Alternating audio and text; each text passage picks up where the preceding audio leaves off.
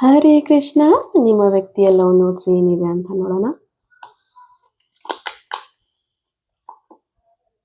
Don't cheat on me. Okay, so insecurities ಇದೆ, trust issues ಇದೆ. So don't cheat on me ಅಂತ ಈ ವ್ಯಕ್ತಿ ಹೇಳ್ತಾ ಇದ್ದಾರೆ. I am not feeling well.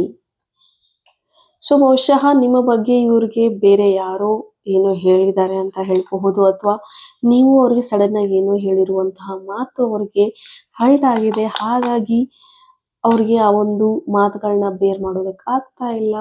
ಎಲ್ಲೋ ಒಂದ್ ಕಡೆ ನೀವು ಅವ್ರನ್ನ ಬಿಟ್ಟು ಹೋಗ್ಬಿಡ್ತೀರಾ, ಚೀಟ್ ಮಾಡ್ತೀರಾ ಅನ್ನೋ ಒಂದು ಭಾವನೆ ಅವ್ರ ಮನಸ್ಸಲ್ಲಿ ಆಳವಾಗಿ ಕೂತಿರೋದ್ರಿಂದ ಆ ವ್ಯಕ್ತಿ ನನ್ನ ಚೀಟ್ ಮಾಡಬೇಡ, ನನ್ನ ಬಿಟ್ಟು ಹೋಗಬೇಡ, ಸೊ ಹೀಗಾಗಿ ನನಗೆ ಹುಷಾರಾಗ್ತಾ ಇಲ್ಲ, ಈ ಥರದ ಯೋಚನೆಗಳಿಂದ ನನ್ನ ಒಂದು ಮನಸ್ಸು ಸರಿಗಿಲ್ಲ, ನನ್ನ ಹೆಲ್ತ್ ಚೆನ್ನಾಗಿಲ್ಲ ಅಂತ ಈ ವ್ಯಕ್ತಿ ಹೇಳ್ತಾ ಇರುವಂಥದ್ದು.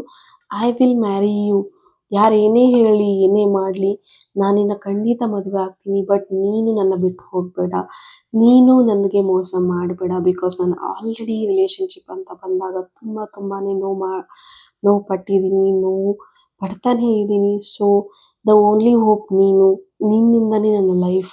ಸೊ ಡೋಂಟ್ ಲೀವ್ ಮೀ ಅನ್ನೋ ಅರ್ಥದಲ್ಲಿ ಈ ಒಂದು ವ್ಯಕ್ತಿ ಹೇಳ್ತಾ ಇದ್ದಾರೆ. Thank you. God bless you.